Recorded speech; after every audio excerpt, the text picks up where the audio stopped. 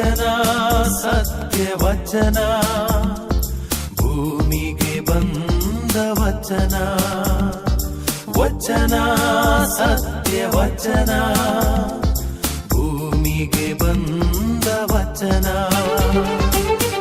ಆದಿಯಲ್ಲಿ ಇದ್ದ ವಚನ, ನಮ್ಮ ನೋಡ ಬಂದ ವಚನ.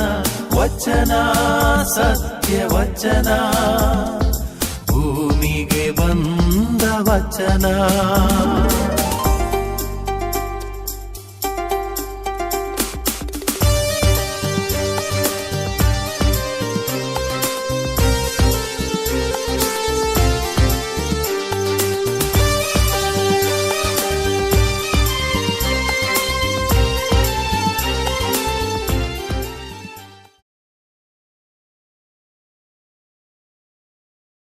ಪ್ರಿಯರೇ, ವಚನಾಮೃತ ಕಾರ್ಯಕ್ರಮಕ್ಕೆ ನಿಮ್ಮೆಲ್ಲರನ್ನು ಸ್ವಾಗತಿಸುತ್ತೇನೆ.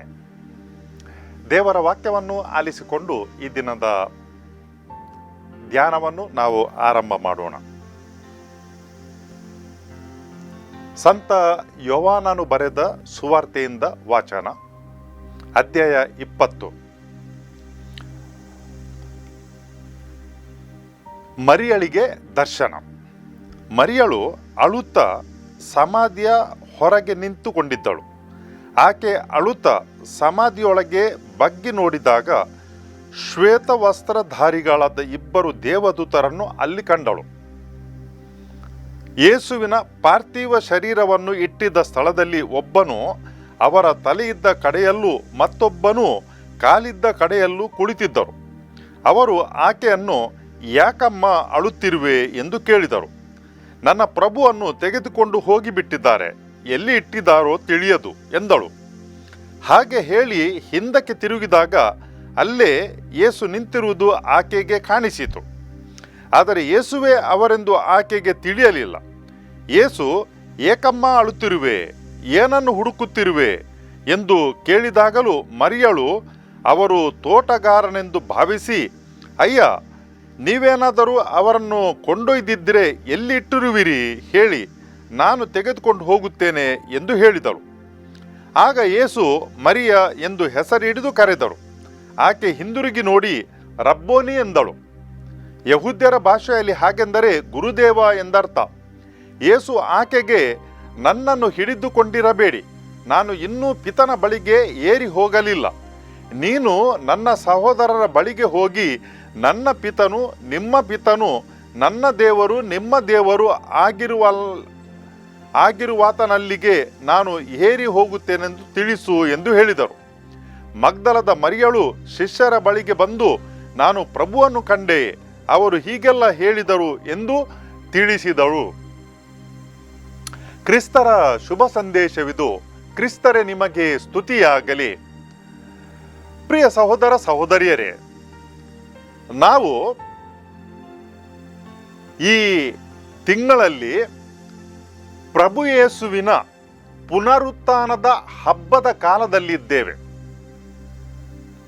ಇದು ಸಂತೋಷದ ಸಮಯ, ಉಲ್ಲಾಸದ ಸಮಯ. ಈ ಹಬ್ಬವನ್ನು 8 ದಿವಸ ನಾವು ಆಚರಣೆ ಮಾಡಿದೆವು. ಯಾಕಾಗಿ 8 ದಿವಸ? ದೊಡ್ಡ ಹಬ್ಬ ಆದರೆ ಅದು 1 ದಿವಸದಲ್ಲಿ ಮಾಡಿ ಮುಗಿಸುವಂತ ಹಬ್ಬ ಅಲ್ಲ. ಕೆಲವರು 3 ದಿವಸ ಆಚರಣೆ ಮಾಡ್ತಾರೆ, ಇನ್ನು ಕೆಲವರು ಇನ್ನೂ ಹೆಚ್ಚು ದಿನ, ಅಧಿಕ ದಿನಗಳು. ನಾವು 2 ಹಬ್ಬವನ್ನು ಪವಿತ್ರ ಧರ್ಮ ಸಭೆಯಲ್ಲಿ 1 ವಾರ 8 ದಿವಸ ಆಚರಣೆ ಮಾಡ್ತೇವೆ.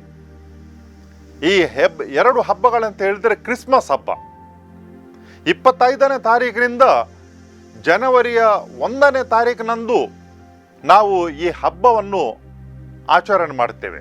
ದೇವರು ಮಾನವರಾಗಿ ಹುಟ್ಟಿ ಬಂದಂಥ ಹಬ್ಬ ಅತಿ ದೊಡ್ಡ ಹಬ್ಬ. ಅದೇ ಪ್ರಕಾರ ಯೇಸು ಸ್ವಾಮಿ ಪುನರುತ್ಥಾನವಾದಂಥ ಹಬ್ಬ ಕೂಡ ಇದು ಇನ್ನೊಂದು ಅತಿ ದೊಡ್ಡ ಹಬ್ಬ. 1 ದಿವಸದಲ್ಲಿ ಅದನ್ನು ಆಚರಣೆ ಮಾಡಿ ಮುಗಿಸುವಂತಹ ಹಬ್ಬ ಅಲ್ಲ, ಇದರ ಮಹತ್ವ ಅತಿ ದೊಡ್ಡದಾಗಿದೆ. ಯಹೂದ್ಯರಿಗೆ 7 ದಿವಸಗಳು ಒಂದು ಪರಿಪೂರ್ಣ ಸಂಖ್ಯೆ. ಯಾಕಂತ ಹೇಳಿದರೆ ದೇವರು ಈ ಭೂಲೋಕವನ್ನು 7 ದಿವಸಗಳಲ್ಲಿ ಸೃಷ್ಟಿ ಮಾಡಿದರು. ಪರಿಪೂರ್ಣ ಸಂಖ್ಯೆ. 8 ದಿವಸ ಅಂತ ಹೇಳಿದರೆ ಅದು ಪರಿಪೂರ್ಣಗಿಂತಲೂ ಮಿಗಿಲಾದುದು. ಪರಿಪೂರ್ಣತೆ ಈ ಲೋಕದಲ್ಲಿ 7 ದಿವಸಗಳು, 7 ಸಂಖ್ಯೆ. 8ನೇ ದಿವಸಕ್ಕೆ ಕಾಲಿಟ್ಟಾಗ ಅದು ನಮ್ಮ ಇಹಲೋಕದ ಜೀವನದಿಂದ ಮುಂದಕ್ಕೆ ಹೋಗ್ತದೆ. ನಾವು ಸ್ವರ್ಗಲೋಕದ ಆ ಒಂದು ವ್ಯಾಪ್ತಿಯನ್ನು ಈ 8 ದಿವಸಗಳಲ್ಲಿ ತಲುಪುತ್ತೇವೆ. 8ನೇ ದಿವಸಕ್ಕೆ ಕಾಲು ಹಿಡಿದಂತೆ ಹೇಳಿದರೆ ಈ ಪ್ರಪಂಚದ ಜೀವನದಿಂದ ಅನಂತ ಭೂಲೋಕಕ್ಕೆ, ಅನಂತ ಲೋಕಕ್ಕೆ ನಾವು ಕಾಲಿಡುವುದು, ಒಳಹೊಕ್ಕುವುದು ಎಂಬ ಅರ್ಥವಾಗಿದೆ. ಪ್ರಿಯರೇ, ಯೇಸು ಸ್ವಾಮಿಯ ಸಮಯದಲ್ಲಿ ಅಂತ ಹೇಳಿದರೆ 2000 ವರ್ಷಗಳ ಹಿಂದೆ ಅಂತಹ ಸ್ಥಿತಿ ಈಗ ಇಲ್ಲ. ಯಾಕಂತ ಹೇಳಿದ್ರೆ ಯೇಸು ಸ್ವಾಮಿಯಿಂದಾಗಿ ಅದು ಬದಲಾಗಿದೆ. ಯೇಸು ಸ್ವಾಮಿ ಜೀವಿಸ್ತಿದ್ದಂಥ ಸಮಯದಲ್ಲಿ ಯಾರನ್ನಾದರೂ ಶಿಲುಬೆಗೆ ಹಾಕುವುದಂತ ಹೇಳಿದರೆ ನಾಚಿಕೆಗೇಡಿತನ. ಕೆಲವು ಬಾರಿ ನಮ್ಮ ಕಾಲದಲ್ಲಿ ಕೂಡ, ನಮ್ಮ ಸುತ್ತಮುತ್ತಲೂ ಕೂಡ ಜನರು ಹೀಗೆ ಅನ್ನುತ್ತಾರೆ ಅಥವಾ ಕನಿಷ್ಠ ಯೋಚನೆ ಮಾಡ್ತಾರೆ. ಸತ್ತ ವ್ಯಕ್ತಿಯನ್ನು ಪೂಜೆ ಮಾಡುವುದಂದರೆ ಏನರ್ಥ? ಶಿಲುಬೆಯಲ್ಲಿ ನೋಡಿದರೆ ನಮ್ಗೇನು ಕಾಣ್ತದೆ? ಯೇಸು ಸ್ವಾಮಿಯ ಶರೀರ ಕಾಣ್ತದೆ. ಈ ಸತ್ತ ವ್ಯಕ್ತಿಯನ್ನು ಪೂಜಿಸುವುದಂತ ಹೇಳಿದರೆ ಏನರ್ಥ? 2000 ವರ್ಷಗಳ ಹಿಂದೆ ಕೂಡ ಇಂಥ ಒಂದು ಚಿಂತನೆ ಇತ್ತು. ಅದೇನಂತ ಹೇಳಿದರೆ ಕ್ರೂಸಿಫಿಕ್ಷನ್, ಶಿಲುಬೆ ಮರಣ ಅಂತ ಹೇಳಿದರೆ ಅನ್ಯ ಧರ್ಮೀಯರಿಗೆ ಅದೊಂದು ಹುಚ್ಚುತನ, ಮತ್ತೆ ಯಹೂದ್ಯರಿಗೆ ಅದೊಂದು ನಾಚಿಕೆಗೇಡುತನ.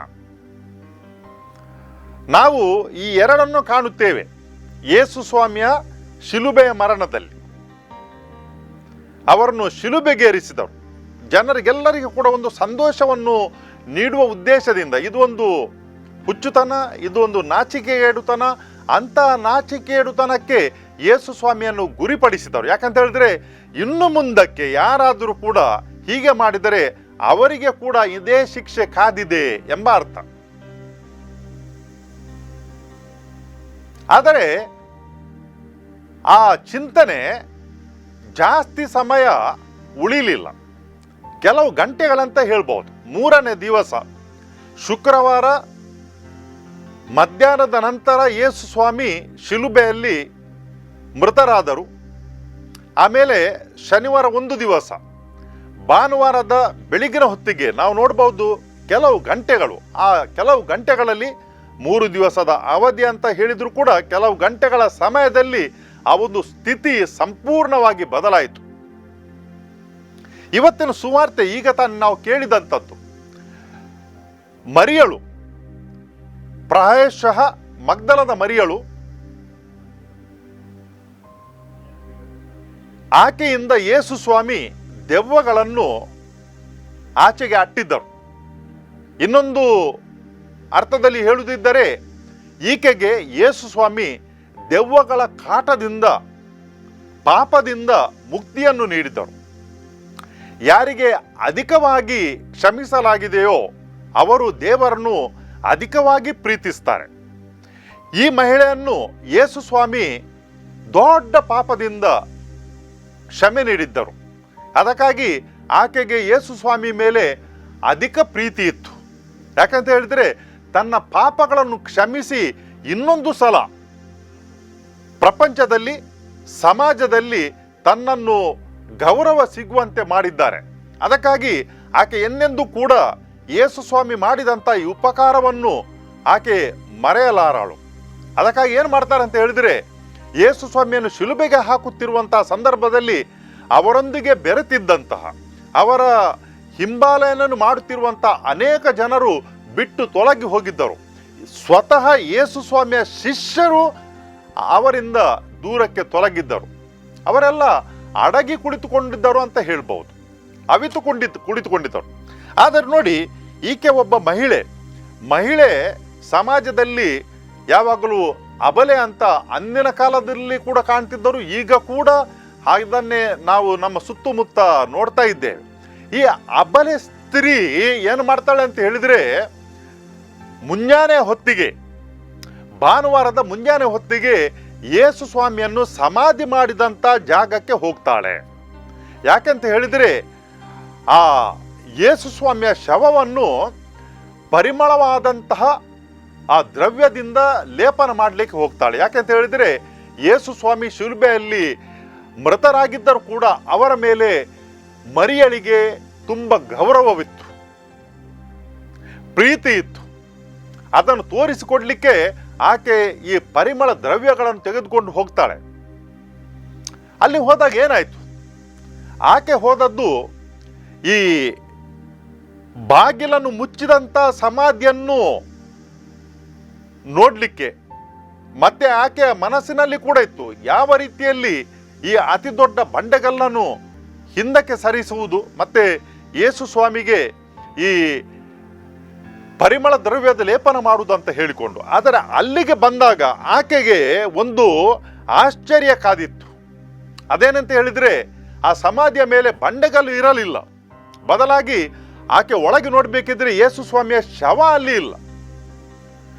ಯೇಸು ಸ್ವಾಮಿಯ ಶವವನ್ನು ಇಟ್ಟಂತ ಜಾಗದಲ್ಲಿ, ತಲೆಯ ಜಾಗದಲ್ಲಿ ಒಬ್ಬ ದೇವದೂತನು, ಕಾಲಿನ ಜಾಗದಲ್ಲಿ ಇನ್ನೊಂದು ದೇವದೂತನು, ಇಬ್ಬರು ಕುಳಿತುಕೊಂಡಿದ್ದರು. ಆಕೆಗೆ ಆತಂಕ ಆಯಿತು. ಆತಂಕ ಆಯ್ತಾಯ್ತು. ಯಾಕಂತ ಹೇಳಿದ್ರೆ ಯೇಸು ಸ್ವಾಮಿಯ ಶವ ಇಲ್ಲ, ಏನಾಗಿದೆ ಅಂತ ಆಕೆಗೆ ತುಂಬಾ ಭಯ ಆಯಿತು. ಯಾರು ಕೊಂಡು ಹೋಗಿದ್ದಾರೆ ಯೇಸು ಸ್ವಾಮಿಯ ಶವವನ್ನು, ಎಲ್ಲಿ ಇಟ್ಟಿದ್ದಾರೆ ಎಂಬ ಆತಂಕ ಆಕೆಯಲ್ಲಿತ್ತು. ಆ ಆತಂಕದಿಂದ ಆಕೆ ಹಿಂದಿರುಗಿ ನೋಡಬೇಕಿದ್ರೆ ಅಲ್ಲಿ ಆಕೆ ಒಬ್ಬ ವ್ಯಕ್ತಿಯನ್ನು ಕಾಣ್ತಾಳೆ. ತಕ್ಷಣ ಆಕೆಯ ಮನಸ್ಸಿಗೆ ಬಂದದ್ದೇನಂತ ಹೇಳಿದ್ರೆ, ಆತನು ಆ ಜಾಗದ ಮಾಲೀಕನಿರ್ಬೇಕಂತ ಹೇಳಿಕೊಂಡು ಅವಸರದಿಂದ ಕೇಳ್ತಾಳೆ, ಎಲ್ಲಿ ಇಟ್ಟಿದ್ಯಪ್ಪ, ಎಲ್ಲಿ ಇಟ್ಟಿದ್ಯಪ್ಪ ಯೇಸು ಸ್ವಾಮಿಯ ಶವವನ್ನು, ಎಲ್ಲಿ ಇಟ್ಟಿದ್ದೆ ಅಂತ ಹೇಳು, ನಾನು ಆ ಶವವನ್ನು ಕೊಂಡೋಗ್ತೇನೆ ಅಂತ ಹೇಳಿಕೊಂಡು. ಆ ಸಮಯದಲ್ಲಿ ಆ ವ್ಯಕ್ತಿ ಆಕೆಯನ್ನು ಹೆಸರಿಟ್ಟು ಕರೆಯುತ್ತಾರೆ, ಮರಿಯಾ ಅಂತ ಹೇಳಿಕೊಂಡು. ತಕ್ಷಣಕ್ಕೆ ಅದೇ ಸಮಯಕ್ಕೆ ಮರಿಯಳಿಗೆ ಆ ವ್ಯಕ್ತಿಯ ಪರಿಚಯವಾಯಿತು. ಇವರು ಬೇರಾರಲ್ಲ, ಯಾವ ವ್ಯಕ್ತಿಯ ಶವವನ್ನು ಹುಡುಕಿಕೊಂಡು ತಾನು ಬಂದಿದ್ದೇನೋ ಅವರೇ ಆಗಿದ್ದಾರೆ ಅಂತ ಆಕೆಗೆ ಮನದಟ್ಟಾಯಿತು. ತಕ್ಷಣಕ್ಕೆ ಆಕೆ ಪ್ರತಿ ಉತ್ತರವಾಗಿ ಹೇಳ್ತಾಳೆ, ರಬ್ಬೋನಿ ಅಂತ ಹೇಳಿದರೆ ಗುರುದೇವ ಅಂತ ಹೇಳಿಕೊಂಡು. ಪ್ರಿಯರೇ, ಈ ಒಂದು ಘಟನೆಯನ್ನು ನಾವು ಪವಿತ್ರ ಪುಸ್ತಕದಿಂದ ಓದುತ್ತೇವೆ, ದೇವರ ವಾಕ್ಯ. ಆದರೂ ಕೂಡ ಒಂದು ಪ್ರಶ್ನೆ ನಿಮ್ಮ ಮನಸ್ಸಿನಲ್ಲಿ ಬರಬಹುದು, ನನ್ನ ಮನಸ್ಸಿನಲ್ಲಿ ಕೂಡ ಉದ್ಭವ ಆಗ್ತದೆ. ಅದೇನಂತ ಹೇಳಿದರೆ, ಮರಿಯಳು ಯೇಸು ಸ್ವಾಮಿಯನ್ನು ಅನೇಕ ಬಾರಿ ನೋಡಿದ್ದಾಳೆ. ಆಕೆಯ ಪಾಪಗಳನ್ನು ಕ್ಷಮಿಸಿದ್ದಾರೆ ಅಂತ ಹೇಳಿದರೆ ಆಕೆ ಯೇಸು ಸ್ವಾಮಿಯನ್ನು ನೋಡಿದ್ದಾಳೆ. ಹಾಗಾದರೆ ಅಲ್ಲಿ ಬಂದಾಗ ಯಾಕಾಗಿ ಮರಿಯಳಿಗೆ ಯೇಸು ಸ್ವಾಮಿಯ ಪರಿಚಯ ಸಿಗಲಿಲ್ಲ? ಮರಿಯ ಅಂತ ಹೇಳುವ ತನಕ ಯಾಕಾಗಿ ಮರಿಯಳಿಗೆ ಯೇಸು ಸ್ವಾಮಿಯ ಪರಿಚಯ ಸಿಗಲಿಲ್ಲ?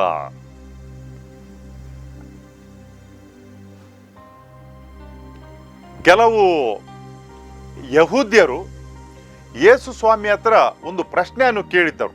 ಅದೇನಂತ ಹೇಳಿದ್ರೆ,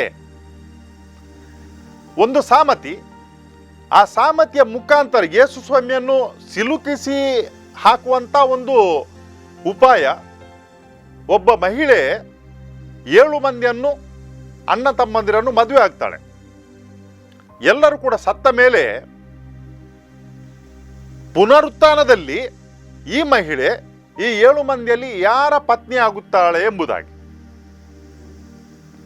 ಈ ಪ್ರಶ್ನೆಯನ್ನು ಕೇಳಿದಂತ ಮನುಷ್ಯರು ಸದ್ದುಕಾಯರು, ಯಹೂದ್ಯರಲ್ಲಿ ಸದ್ದುಕಾಯರ ಪಂಥದವರು. ಅವರು ಕೇಳಿದಂತ ಪ್ರಶ್ನೆ. ಅವರು ಯಾಕಂತ ಹೇಳಿದ್ರೆ ಈ ಪುನರುತ್ಥಾನದಲ್ಲಿ ನಂಬಿಕೆ ಇಲ್ಲದವರಾಗಿದ್ದವರು. ಯೇಸು ಸ್ವಾಮಿಯನ್ನು ಸುಮ್ಮನೆ ತಮಾಷೆ ಮಾಡಲಿಕ್ಕೆ ಮತ್ತು ಸಿಲುಕಿಸಿ ಮಾಡಿಕೊಳ್ಳಿಕ್ಕೆ ಈ ಪ್ರಶ್ನೆಯನ್ನು ಕೇಳಿದರು. ಯೇಸು ಸ್ವಾಮಿ ಏನು ಉತ್ತರ ಕೊಡ್ತಾರಂತ ಹೇಳಿದ್ರೆ, ಪುನರುತ್ಥಾನದಲ್ಲಿ ಎಲ್ಲರೂ ಕೂಡ ದೇವದೂತರಾಗಿ ಇರ್ತಾರೆ, ಅಲ್ಲಿ ದೇಹದ ಬಯಕೆಗಳು ಇರುವುದಿಲ್ಲ. ಪುನರುತ್ಥಾನದಲ್ಲಿ ಪ್ರತಿಯೊಬ್ಬರು ಕೂಡ ದೇವದೂತರಾಗಿರ್ತಾರೆ. ಅದಕ್ಕಾಗಿ ನಾವು ಈ ಪ್ರಶ್ನೆಯನ್ನು ಕೇಳಿದರೆ, ಯಾಕಾಗಿ ಮರಿಯಳಿಗೆ ಯೇಸು ಸ್ವಾಮಿಯ ಪರಿಚಯ ಸಿಗಲಿಲ್ಲ? ಯಾವ ರೂಪ ಇತ್ತು? ಪುನರುತ್ಥಾನದಲ್ಲಿ ಯೇಸು ಸ್ವಾಮಿ ಅವರು ದೈವ ಪುರುಷರಾಗಿದ್ದರು. ಆದರೆ ಮರಿಯಳು ಅವರನ್ನು ಪರಿಚಯ ಪಡೆದುಕೊಂಡಳು. ಯಾಕಂತ ಹೇಳಿದ್ರೆ, ಯೇಸು ಸ್ವಾಮಿ ತನ್ನ ಪ್ರವಚನದಲ್ಲಿ ಹೇಳಿದಂಥ ಮಾತುಗಳು ಹೀಗಿವೆ: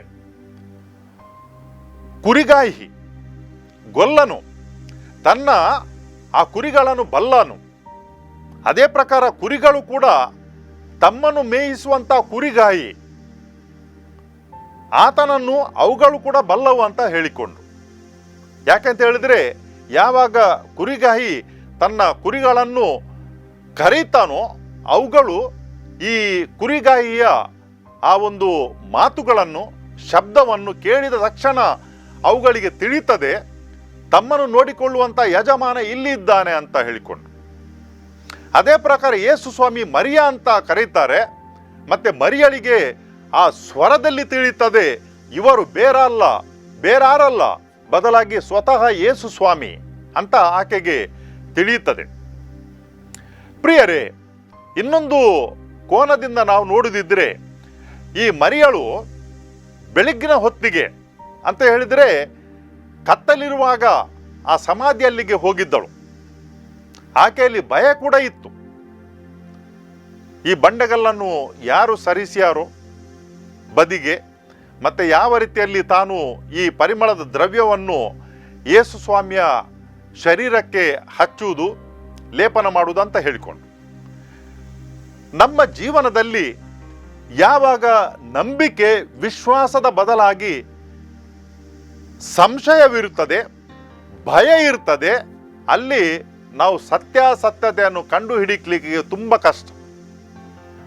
ನಾವು ಇದ್ದದನ್ನು ನಿಜ ರೂಪದಲ್ಲಿ ಕಾಣಲಿಕ್ಕೆ ನಮಗೆ ತುಂಬ ಕಷ್ಟ ಆಗ್ತದೆ. ಭಯ ನಮಗೆ ಸತ್ಯವನ್ನು ಸರಿಯಾದ ರೀತಿಯಲ್ಲಿ ಅರ್ಥ ಮಾಡಿಕೊಳ್ಳಲಿಕ್ಕೆ ಬಿಡುವುದಿಲ್ಲ. ಸಂಶಯ ಕೂಡ ಅದೇ ರೀತಿ. ಆಕೆ ಕತ್ತಲೆಯ ಸಮಯದಲ್ಲಿ ಅಲ್ಲಿಗೆ ಹೋಗಿದ್ದಳು. ಯಾವಾಗ ನಮ್ಮ ಈ ಮನಸ್ಸು ಕತ್ತಲೆಯಿಂದ ಆವರಿಸಿಕೊಂಡಿದೆ, ಯಾವಾಗ ನಮ್ಮ ಮನಸ್ಸು ಈ ಸಂಶಯ ಮತ್ತು ಭಯದಿಂದ ಆವರಿಸಿಕೊಂಡಿದೆ, ನಾವು ದೇವರನ್ನು ಅನುಭವ ಮಾಡಲಿಕ್ಕೆ ತಪ್ಪಿ ಬೀಳ್ತೇವೆ, ಆಗಲ್ಲ. ನಮ್ಮಲ್ಲಿ ಆಳವಾದಂಥ ನಂಬಿಕೆ ಇದ್ದರೆ, ವಿಶ್ವಾಸ ಇದ್ದರೆ, ನಮ್ಮಲ್ಲಿ ಸಂಶಯ ಇಲ್ಲದಿದ್ದರೆ ಖಂಡಿತವಾಗಿಯೂ ನಾವು ದೇವರನ್ನು ಅನುಭವಿಸ್ತೇವೆ, ನೋಡುತ್ತೇವೆ ಮತ್ತು ಅವರನ್ನು ನಾವು ಕೇಳುತ್ತೇವೆ. ಪ್ರಿಯರೇ, ಯೇಸು ಸ್ವಾಮಿ ಪುನರುತ್ಥಾನ ಆದ ಮೇಲೆ ಮರಿಯಳಿಗೆ ಒಂದು ಸಂದೇಶವನ್ನು ನೀಡಿದ್ದರು. ಅದೇನಂತ ಹೇಳಿದರೆ, ಅವರು ಜೀವಂತವಾಗಿದ್ದಾರೆ, ದೇವ ಸ್ವರೂಪಿಯಾಗಿದ್ದಾರೆ. ಆದರೂ ಕೂಡ ಅವರು ಮರಿಯಳಿಗೆ ತನ್ನ ದಿವ್ಯ ದರ್ಶನವನ್ನು ಕೊಡುತ್ತಾರೆ ಮತ್ತು ತನ್ನ ಮಾತಿನ ಮುಖಾಂತರ ಆಕೆಗೆ ತನ್ನ ಪರಿಚಯವನ್ನು ನೀಡುತ್ತಾರೆ. ನಾವು ನಮ್ಮ ಕಣ್ಣುಗಳನ್ನು, ದೃಷ್ಟಿಯನ್ನು ಹಾಗೂ ನಮ್ಮ ಕಿವಿಯನ್ನು, ಈ ಕೇಳಿಸುವಂತ ಶಕ್ತಿಯನ್ನು ಕುಲ್ಲ ಮನಸ್ಸಿನಿಂದ, ದೇವರಾತ್ಮರ ಆಧಾರದಿಂದ ತೆರೆದಿಟ್ಟಾಗ ನಮ್ಮ ಸುತ್ತಮುತ್ತಲೂ ಕೂಡ ಜನರ ಮುಖಾಂತರ, ಆಗು ಹೋಗುಗಳ ಮುಖಾಂತರ ನಾವು ದೇವರನ್ನು ನೋಡಲಿಕ್ಕೆ ಸಾಧ್ಯ ಉಂಟು ಮತ್ತು ದೇವರನ್ನು ಅನುಭವಿಸಲಿಕ್ಕೆ ಸಾಧ್ಯ ಉಂಟು. ನಮಗೆ ಏನು ಬೇಕಂತ ಹೇಳಿದ್ರೆ, ನಮ್ಮಲ್ಲಿ ಈ ಒಂದು ಆಳವಾದಂಥ ವಿಶ್ವಾಸ, ನಮ್ಮಲ್ಲಿ ಆಳವಾದಂಥ ದೃಢವಾದಂಥ ನಂಬಿಕೆ ನಮಗೆ ಬೇಕು. ಇದು ನಿತ್ಯ ನಮ್ಮಲ್ಲಿ ಇರಲಿ ಮತ್ತು ದೇವರನ್ನು ನಾವು ನಿತ್ಯ ಕೂಡ ಅನುಭವಿಸುವ, ಆರಾಧಿಸುವ. ಕರ್ತರಾದ ದೇವರೇ, ಇವತ್ತಿನ ದಿವಸಕ್ಕಾಗಿ ನಿಮ್ಮನ್ನು ನಾವು ಹರಸುತ್ತೇವೆ, ಪ್ರೀತಿಸುತ್ತೇವೆ ಮತ್ತು ನಾವು ನಿಮಗೆ ಸ್ತುತಿ ಸ್ತೋತ್ರಗಳನ್ನು ಸಲ್ಲಿಸುತ್ತೇವೆ. ಯೇಸು ಸ್ವಾಮಿಯ ಪುನರುತ್ಥಾನದ ಕಾಲದಲ್ಲಿ ಇರುವಾಗ ಯಾವ ರೀತಿ ನಿಮ್ಮ ಪುತ್ರರು ಮರಿಯಳಿಗೆ ತಮ್ಮ ದರ್ಶನವನ್ನು ನೀಡಿದರು. ತಮ್ಮ ಸ್ವರದ ಮೂಲಕ ತನ್ನ ಪರಿಚಯವನ್ನು ನೀಡಿದರು.